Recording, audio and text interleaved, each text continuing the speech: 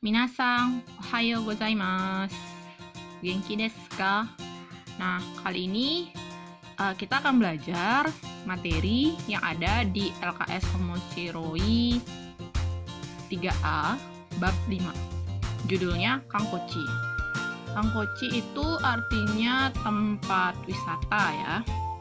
Nah, jadi di sini ada kosakata yang berkaitan dengan tempat wisata. Pertama ada Shokubutsuen. Nah, bisa dilihat itu artinya kebun raya. Kemudian ada onsen yang artinya pemandian air panas. Kemudian ada taki yang artinya air terjun. Ada hakubutsukan yang artinya gedung kesenian, dan ada okyu yang artinya keratin atau istana. Oke, berikutnya kita ke pola kalimat ya, tapi saya akan menjelaskan pola kalimatnya dengan buku tulis saja ya. Baiklah, ini pola kalimat yang pertama ya.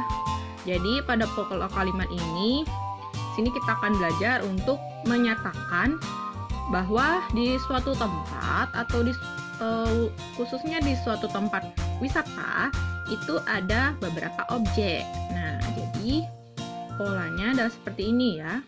Pertama, kalian masukkan nama tempat atau nama objek wisata. Kemudian diikuti oleh partikel ni. Nah, partikel ni itu menyatakan bahwa jadi di suatu tempat objek wisata itu, nah ada apa aja.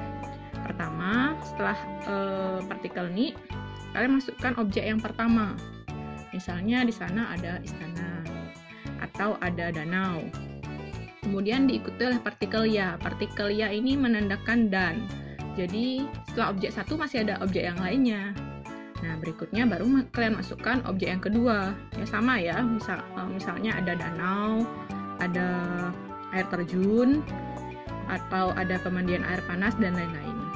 Nah, setelah kalian menjelaskan objeknya, terakhir itu kalian tambahkan kata nado ga arimasu. Nah, jadi nado itu artinya dan lain-lain. Jadi ada objek satu dan objek dua dan lain-lain. Jadi kurang lebih seperti itu artinya. Nah, terakhir ada kata ga arimasu. Ga arimasu itu artinya menyatakan keberadaan. Oke, sekarang kita buat contoh kalimatnya ya. Baiklah, misalnya kalau kita mau bilang di Bedugul ada kebun raya, danau, dan lain-lain. Oke, kita masukkan ke pola kalimatnya ya. Pertama, kita masukkan nama tempatnya, yaitu Bedugul ya. Tulis saja Bedugul ya. Bedugul. Nih.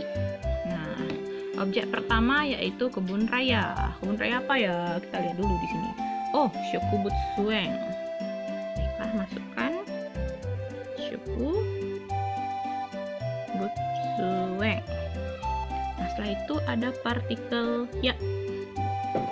Shokubutsuen ya. Setelah itu masukkan objek kedua yaitu danau. Danau bahasa Jepangnya Mizumi.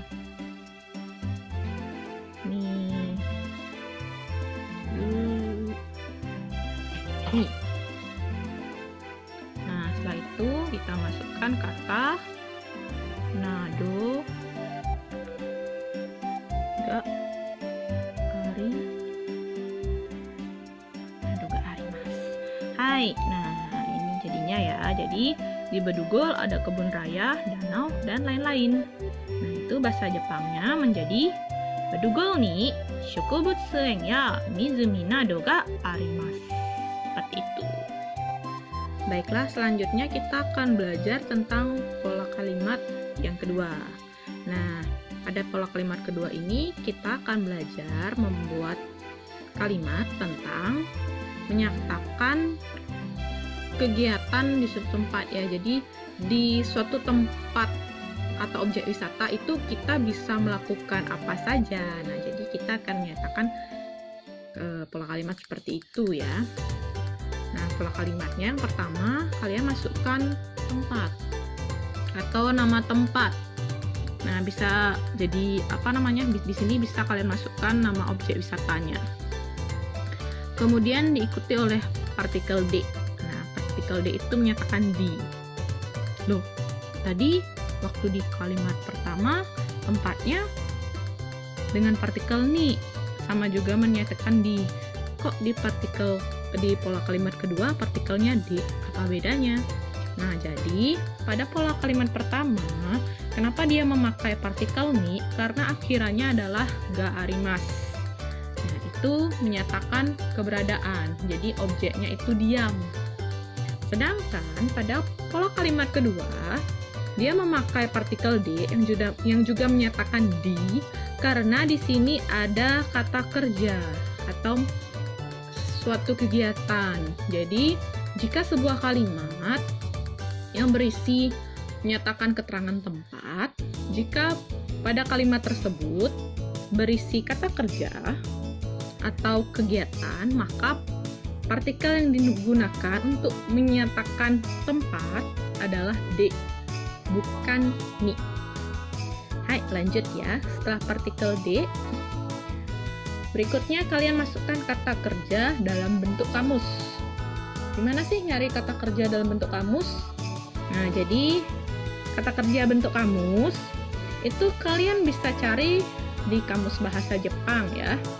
Misalnya kalian mencari kata kerja pergi. Nah, biasanya kan kita belajar kata bentuk mas ya, akhiran masu. Tapi di kamus itu tidak ada akhiran masu. Yang ada adalah kata kerja bentuk kamus. Misalnya kalian pernah belajar kata kerja untuk pergi. Pergi bahasa Jepangnya ikimas. Nah, di kamus tidak ada ikimas. Yang ada adalah iku. Nah, untuk kata kerja bentuk kamus ini kalian bisa dicari di kamus bahasa Jepang. Selain itu, di LKS Omoshiroi kelas 11 atau kelas 2 itu juga ada bagaimana cara mengubah dari kata kerja bentuk mas menjadi kata kerja bentuk kamus. Oke, saya tidak akan jelaskan lagi di sini. Hai, setelah kata kerja bentuk kamus, di sini ada kata kotoga dekimas, itu akhirannya ya. Jadi kotoga dekimas itu artinya menyatakan kebisaan atau bisa. Dekimas artinya bisa, sedangkan koto itu adalah cara untuk membendakan sebuah kata kerja. Jadi, agar kata kerja tersebut berubah menjadi kata benda, maka harus diubah ke bentuk kamus atau cari bentuk kamusnya, kemudian tambahkan koto di belakangnya. Nah, sekarang kita akan belajar untuk membuat contoh kalimat ya. Contohnya yaitu pertama kita tulis tempat dulu ya. Di sini saya memakai Batur Sang. Nah, Batur Sang itu adalah Gunung Batur. Batur Sang di. Nah, di Batur Sang itu kita bisa naik gunung ya. Naik gunung itu hikingu. Hikingu. Oke, itu sudah dalam bentuk kamus ya. Hikingu suru. Koto ga dekimasu. Atau bisa juga seperti ini ya. Hikingu itu sudah merupakan kata benda. Jadi bisa juga kita tulis seperti ini. Batur Sang de hikingu ga dekimasu. Oke. Apa bedanya hikingu dan hikingu suru koto? Oke. Kenapa di bawahnya hanya hikingu dan di atasnya ada hikingu suru koto?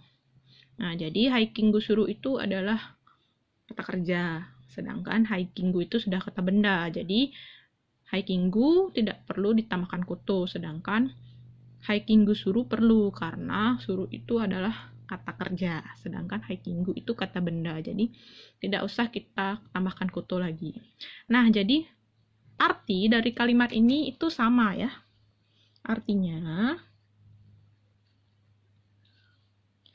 di Gunung Batur bisa mendaki. Nah, mendaki atau naik gunung. Oke, minasan. Berdasarkan dua pola kalimat ini, apakah kalian sudah paham? Kalau sudah, silakan kalian buat sendiri contoh kalimat berdasarkan pola kalimat pertama dan pola kalimat kedua. Ja minasan, kyou wa kore de owarimashita. Domo arigatou gozaimasu. Sayonara.